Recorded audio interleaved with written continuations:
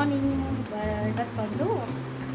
ಇವತ್ತು ಬಂದು ಸಂಡೇ ವ್ಲಾಗ್ನ ಸ್ಟಾರ್ಟ್ ಮಾಡ್ತಾಯಿದ್ದೀನಿ. ಟೈಮ್ ಆವಾಗಲೇ 12 o'clock, ಹಾಫ್ ಡೇ ಮುಗ್ದೋಯ್ತು ಆವಾಗಲೇ. ಸೊ ಇವಾಗ ಜಸ್ಟ್ ಒಂದು 10 ಗಂಟೆಲಿ ಎದ್ದಿದೆ.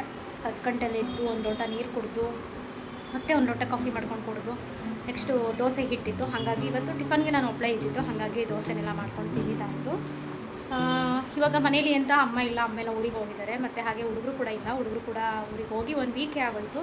ಸಿಕ್ಕಾಪಟ್ಟೆ ಬೋರ್ ಅನಿಸುತ್ತೆ ಮನೇಲಿ ಒಬ್ಬೊಬ್ಬರೇ ಇದ್ದಾಗಂತೂ. ಏನೇ ಆದರೂ ಅಷ್ಟೇ ಹೊರಗಡೆಯಿಂದ ಸುಸ್ತಾಗಿ ಬಂದಂಥ ಅಪ್ಪ ಅಮ್ಮಂಗಾಗಿರ್ಬೋದು ಅಥವಾ ಯಾರೇ ಆಗಿರ್ಬೋದು, ಮಕ್ಕಳ ಮುಖ ನೋಡಿದ ತಕ್ಷಣ ಮನೆಗೆ ಬಂದ ತಕ್ಷಣ ಅದ್ರ ಖುಷಿನೇ ಬೇರೆ, ಅದ್ರ ಸಮಾಧಾನನೇ ಸಿಗೋದೇ ಬೇರೆ. ಏನೋ ಒಂಥರ ಮುಖ ನೋಡಿದ ತಕ್ಷಣ ಎಲ್ಲ ಮರ್ತೋಗುತ್ತೆ. ನಮ್ಮದು ಸ್ಟ್ರೆಸ್ ಇರುತ್ತೆ, ಏನಿರುತ್ತೆ ಆಯಾಸ ಎಲ್ಲ ಮುಗ್ದೋಗುತ್ತೆ, ಒಂಥರ ಕಡಿಮೆ ಆದಂಗೆ ಅನಿಸುತ್ತೆ. ಖುಷಿಯಾಗಿ ಅವ್ರ ಜೊತೆ ನೋಡಿಕೊಂಡು ಆಡ್ಬೋದು ಮತ್ತು ಮಾತಾಡಿಕೊಂಡು ನೆಮ್ಮದಿಯಾಗಿರ್ಬೋದು. ಅದರಲ್ಲೂ ತೀಟೆ ತರಲೆ ಮಾಡುವಂಥ ಮಕ್ಳುಗಳಿತ್ತು ಅಂತಂದರೆ ಮುಗೀತು, ಇನ್ನೂ ಇರಿಟೇಷನ್ ಜಾಸ್ತಿ ಆಗುತ್ತೆ.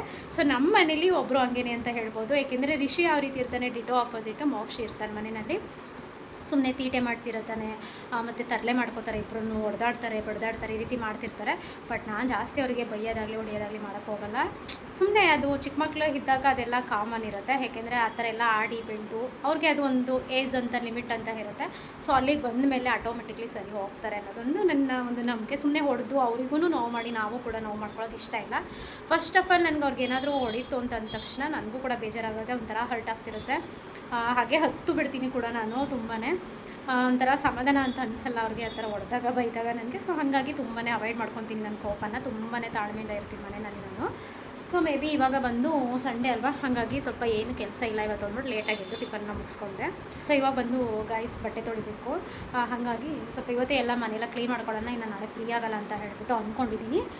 ಸೊ ಹಾಗೆ ಹೊರಗಡೆ ಹೋಗೋ ನೆಕ್ಸ್ಟ್ ವೀಕು ಹೊರಗಡೆ ಹೋಗೋ ಪ್ಲ್ಯಾನ್ ಕೂಡ ಇದೆ. ಸೊ ಎಲ್ಲಿ ಏನು ಅಂತ ನಾನು ನೆಕ್ಸ್ಟ್ ವಿಡಿಯೋದಲ್ಲಿ ಹೇಳ್ತೀನಿ, ಓಕೆನಾ. ಹಾಗಾಗಿ ಇವತ್ತೇ ಸ್ವಲ್ಪ ಡೀಪಾಗೆಲ್ಲ ಕ್ಲೀನ್ ಮಾಡಿಕೊಂಡು ಸ್ವಲ್ಪ ದೇವ್ರ ಮನೆಯದು ಏನಿರುತ್ತೆ ಎಲ್ಲ ನೀಟಾಗೆ ಫೋಟೋ ಎಲ್ಲ ಅದೆಲ್ಲ ಹಳೆ ಹೂವು ಎಲ್ಲ ಇರುತ್ತಲ್ಲ ಎಲ್ಲ ತೆಗೆದು ನೀಟ್ ಮಾಡಿ ಇಟ್ಬಿಡೋಣ. ನಾಳೆ ಮತ್ತೆ ಮಂಡೇ ಎಲ್ಲ ಫ್ರೆಶ್ ಅಪ್ ಆಗಿ ದೀಪ ಹಚ್ಚಿ ಹೋಗ್ಬೋದು ಅಂತ ಅಂದ್ಕೊಂಡಿದ್ದೀನಿ. ಕೆಲಸ ಅಂತೂ ಮಾಡೋಕ್ಕೆ ಮನಸ್ಸಿಲ್ಲ, ಸಂಡೇ ಅಂದರೆ ಸೋಂಬೇರಿತನ ಅಂತಲೇ ಹೇಳ್ಬೋದು. ಹಾಗಾಗಿ ವೆಯ್ಟ್ ಮಾಡ್ತಾಯಿದ್ದೀನಿ ಇವಾಗ ಸ್ವಲ್ಪ ಬಟ್ಟೆ ಎಲ್ಲ ತೊಳಿಯೋಣ ಅಂದ್ಬಿಟ್ಟು. ಸೊ ಹಾಗೆಯೇ ಇವಾಗಂತೂ ಎಷ್ಟು ಬಿಸಿಲು ಅಂದರೆ ಈ ಸಮ್ಮರ್ ಯಾಕಪ್ಪ ಬರುತ್ತೆ ಅನಿಸುತ್ತೆ. ಯಾವುದನ್ನು ಅಷ್ಟೇ ಮನುಷ್ಯನ ದೇಹ ಸಹಿಸ್ಕೊಳ್ಳಲ್ಲ, ಅದೊಂದು ಲಿಮಿಟ್ ಅಂತ ಇರುತ್ತೆ. ಯಾಕೆಂದರೆ ಸಮ್ಮರ್ ಜಾಸ್ತಿ ಆದ್ರೂ ಸಹಿಸ್ಕೊಳಕ್ಕಾಗಲ್ಲ, ಹಾಗೆಯೇ ಚಳಿ ವಿಂಟರ್ ಟೈಮಲ್ಲೂ ಕೂಡ ಸಹಿಸ್ಕೊಳಕ್ಕಾಗಲ್ಲ. ಮತ್ತು ಇನ್ನು ಮಳೆಗಾಲ ಬಂದಾಗಲೂ ಕೂಡ, ರೈನ್ ಡೇ ಇದ್ದಾಗಲೂ ಕೂಡ ಅದನ್ನು ಕೂಡ ಸಹಿಸ್ಕೊಳಕ್ಕಾಗಲ್ಲ. ಎಲ್ಲರೂ ಮಾತಾಡ್ತಾರೆ ಅಲ್ವಾ ಜನಗಳು, ಯಾಕಪ್ಪ ಈ ಬಿಸಿಲು, ಎಷ್ಟೊಂದು ಬಿಸಿಲಿದೆ ಅಂತಲೂ ಮಾತಾಡ್ತಾರೆ. ಹಾಗೆ ಎಷ್ಟು ಚಳಿ ಇದೆ ಅಂತಾರೆ. ಹಾಗೆ ಮಳೆ ಬರೋ ಟೈಮಲ್ಲಿ ಬಂದಿಲ್ಲ ಅಂದಾಗ ಈಗ ಬಂದಿದೆಯಲ್ಲ ಮಳೆ, ಈಗ ಬರಬಾರ್ದಾ ಅಂತ ಕೇಳ್ತಾರೆ. ಸೊ ಎಲ್ಲನೂ ಅಷ್ಟೇ, ನಾವು ಲಿಮಿಟ್ ಮೀರಿ ಅದು ಹೋಯ್ತು ಅಂತಂದರೆ, ಅತಿ ಆದರೆ ಅದನ್ನು ಯಾವುದನ್ನು ಕೂಡ ಸಹಿಸ್ಕೊಳ್ಳೋಕ್ಕೆ ರೆಡಿ ಇರಲ್ಲ ಜನಗಳು. ಸೊ ಹಾಗೆಯೇ ಇವಾಗ ಸಮ್ಮರ್ ಇರೋದ್ರಿಂದ ಆದಷ್ಟು ನೀರನ್ನು ಜಾಸ್ತಿ ಕುಡೀರಿ ಅಂತ ಹೇಳ್ತೀನಿ. ತಂಪು ಪಾನೀಯಗಳೇನಿರುತ್ತೆ ಆದಷ್ಟು ಅದನ್ನು ಕುಡಿಯೋಕ್ಕೆ ಟ್ರೈ ಮಾಡಿ. ಈ ಥರ ಮಜ್ಜಿಗೆ ಆಗಿರ್ಬೋದು, ಇಲ್ಲ ವಾಟರ್ ಮೆಲನ್ ಜ್ಯೂಸ್ ಆಗಿರ್ಬೋದು, ಇಲ್ಲ ಮಸ್ಕ್ ಮಿಲನ್ ಜ್ಯೂಸ್ ಆಗಿರ್ಬೋದು, ಇದನ್ನೆಲ್ಲ ಕುಡಿಬೇಕು. ಹಾಗೆಯೇ ನೀರಿಗೆ ಸ್ವಲ್ಪ ಸಬ್ಜಾ ಬೀಜ ಅದನ್ನೆಲ್ಲ ಹಾಕ್ಕೊಂಡು ಕುಡಿಯೋದ್ರಿಂದ ದೇಹ ಕೂಡ ಆದಷ್ಟು ತಂಪಾಗಿರುತ್ತೆ. ಸೊ ನಾನು ಆದಷ್ಟು ಇದನ್ನೆಲ್ಲ ಫಾಲೋ ಅಪ್ ಮಾಡ್ತಿದ್ದೀನಿ ಇವಾಗ, ಏಕೆಂದರೆ ತುಂಬ ಬಾಯಾರಿಕೆ ಆಗ್ತಾ ಇರುತ್ತೆ ಗೈಸ್ ಇವಾಗಂತೂ.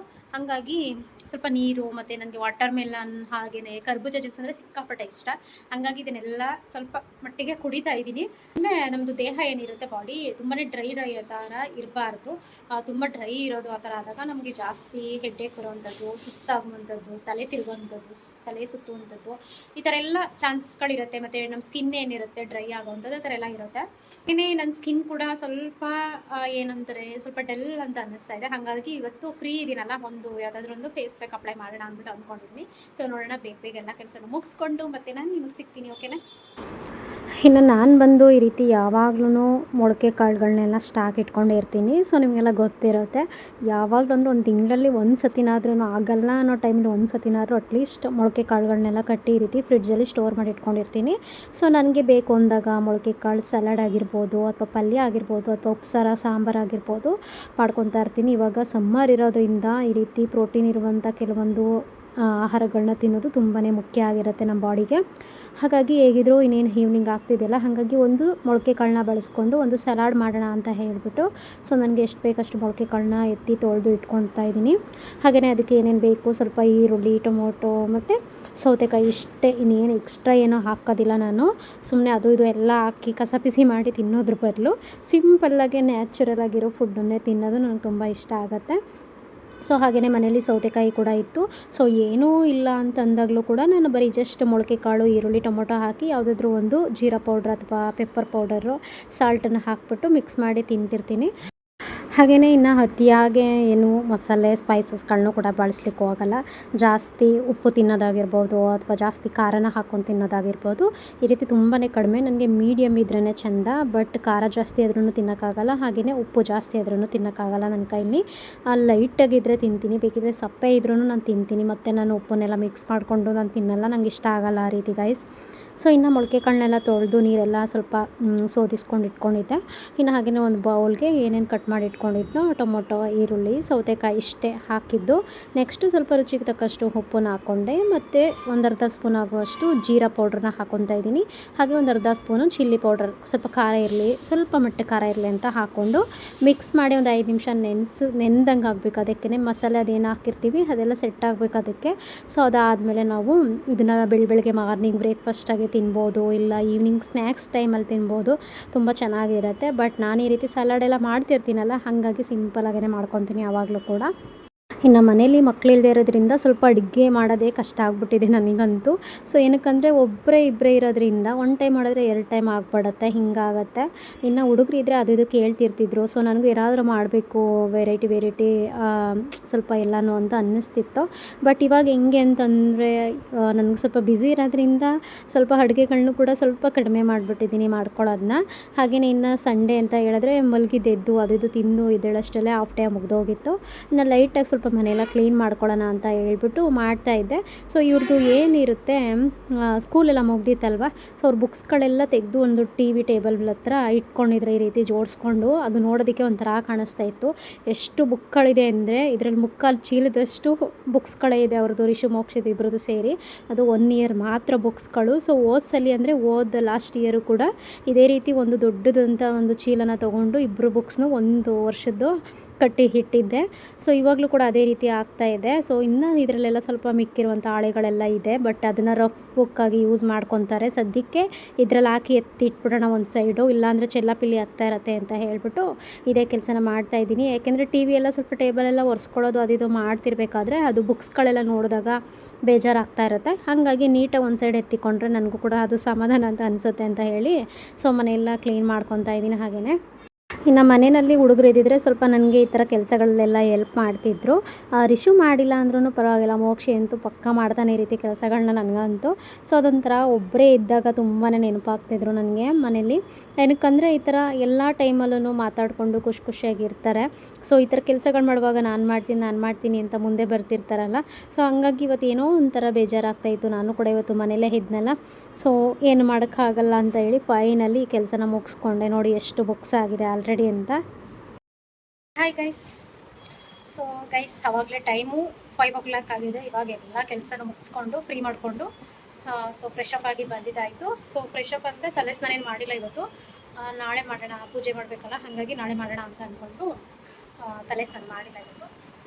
ಹಾಗೆಯೇ ಇವಾಗ ಸ್ವಲ್ಪ ತಲೆಗೆಲ್ಲ ಇವತ್ತು ಸ್ವಲ್ಪ 2 ಎಣ್ಣೆ ಎಲ್ಲ ಸ್ವಲ್ಪ ಚೆನ್ನಾಗಿ ಮಸಾಜ್ ಮಾಡೋಣ ಅಂತ ಅಂದ್ಕೊಂಡಿದ್ದೀನಿ. ಹಾಗೆ ಇವಾಗ ಒಂದು ಪ್ಯಾಕ್ನ ರೆಡಿ ಮಾಡ್ಕೊಳ್ಳೋಣ ಅಂದ್ಕೊಂಡಿದ್ದೀನಿ. ಸೊ ಸಿಂಪಲ್ ಏನಿಲ್ಲ, ಕಾಫಿ ಪೌಡ್ರ್ ಬರುತ್ತಲ್ಲ, ಸೊ ಅದು ಮತ್ತು ಸ್ವಲ್ಪ ಅದಕ್ಕೆ ಸಕ್ಕರೆನ ಮಿಕ್ಸ್ ಮಾಡ್ತೀನಿ, ಮತ್ತು ಟೊಮೊಟೊ ಸ್ಲೈಸಸ್ನ ಕಟ್ ಮಾಡಿಕೊಂಡು ರಬ್ ಮಾಡ್ತಾ ಬರೋದಷ್ಟೇ. ಪ್ಯಾಕ್ನ ಹಚ್ಕೊಂಡು ಒಂದು 1/4 ಗಂಟೆಯಿಂದ 20 ನಿಮಿಷ ಬಿಟ್ಟು ಆಮೇಲೆ ಮುಖನ ವಾಶ್ ಮಾಡ್ತೀನಿ. ಓಕೆನಾ. ನನಗೆ ಫೇಸಲ್ಲಿ ಏನಾದರೂ ಸ್ವಲ್ಪ ಡಲ್ ಅಂತ ಅನ್ನಿಸ್ದಾಗ, ಸ್ವಲ್ಪ ಗ್ಲೋ ಕಡಿಮೆ ಆಯಿತು, ಗ್ಲೋ ಇಲ್ಲ ಅಂತ ಅನ್ನಿಸ್ದಾಗ ಈ ಥರ ಪ್ಯಾಕ್ನ ನಾನು ಹಾಕ್ಕೊತಿರ್ತೀನಿ ಯಾವಾಗಲೂ. ಅದೊಂಥರ ನನಗೆ ಸಿಕ್ಕಾಪಟ್ಟೆ ಇಷ್ಟ, ಅದು ಕಾಫಿ ಪೌಡ್ರದ್ದು ಪ್ಯಾಕ್ ಅಂತಲೇ ಹೇಳ್ಬೋದು. ಸೊ ಇವಾಗಲೂ ಹಾಕೊಳ್ಳೋಣ ಅಂತ ಅಂದ್ಕೊಂಡಿದ್ದೀನಿ. ಸೊ ನಾನು ಇನ್ನೂ ಯಾವುದೇ ರೀತಿ ಒಂದು ಫ್ರೆಶ್ ಅಪ್ ಆದಮೇಲೆ ಯಾವುದೇ ರೀತಿ ಒಂದು ಮಾಯ್ಶ್ಚರೈಸರ್ ಆಗಲಿ ಅಥವಾ ಯಾವುದೇ ಒಂದು ಕ್ರೀಮ್ ಏನು ಕೂಡ ಅಪ್ಲೈ ಮಾಡಿಲ್ಲ, ಏನು ಕೂಡ ಹಚ್ಕೊಂಡಿಲ್ಲ. ಸೊ ಹೇಗಿತ್ತು ಬರೀ ಮುಖನ ಅಷ್ಟೇ ಒಂದು ಟವಲಿಂದ ಕ್ಲೀನ್ ಮಾಡಿ ಒರೆಸ್ಕೊಂಡಿದ್ದೀನಿ ಅಷ್ಟೇ. ನನಗೆ ಏನಾಗಿದೆ ಇತ್ತೀಚೆಗೆ ಅಂದರೆ ಸಣ್ಣ ಪಿಂಪಲ್ಸ್ ಥರ ಆಗ್ತಾ ಇದೆ ಕೆನ್ನೆ ಮೇಲೆ. ಸೊ ನಿಮಗೆ ಕಾಣಲ್ಲ ವಿಡಿಯೋದಲ್ಲಿ ಅಂತ ಅಂದ್ಕೊತೀನಿ. ಸೊ ಡೈರೆಕ್ಟಾಗಿ ಕಾಣಿಸುತ್ತೆ. ಸ್ವಲ್ಪ ಏನಾದರೂ ನನಗೆ ರ್ಯಾಷಸ್ ಥರ ಆಯಿತು ಅಥವಾ ಏನಾದರೂ ಈ ರೀತಿ ಮುಟ್ಟು ಕೆರೆದು ಆ ಥರ ಮಾಡಿದಾಗ ಇಮಿಡಿಯೇಟ್ ನನಗೆ ಗುಳ್ಳೆ ಬರುತ್ತೆ. ಇತ್ತೀಚೆಗೆ ಆ ಥರ ಆಗ್ತಾಯಿದೆ. ಸೊ ಕ್ರೀಮ್ ಚೇಂಜ್ ಮಾಡಬೇಕು, ನಾನು ಹಚ್ತಾ ಇರುವಂಥ ಕ್ರೀಮ್ನ ಚೇಂಜ್ ಮಾಡಬೇಕು. ಕ್ರೀಮ್ನ ನಾನು ಡೈಲಿ ಏನು ಯೂಸ್ ಮಾಡ್ತಾಯಿದ್ದೀನಿ ಆ ಕ್ರೀಮ್ನ ಚೇಂಜ್ ಮಾಡೋಣ ಅಂತ ಅಂದ್ಕೊಂಡಿದ್ದೀನಿ. ಸೊ ನೋಡೋಣ. ಸೊ ಬನ್ನಿ ಇವಾಗ ಪ್ಯಾಕ್ ರೆಡಿ ಮಾಡೋಣ.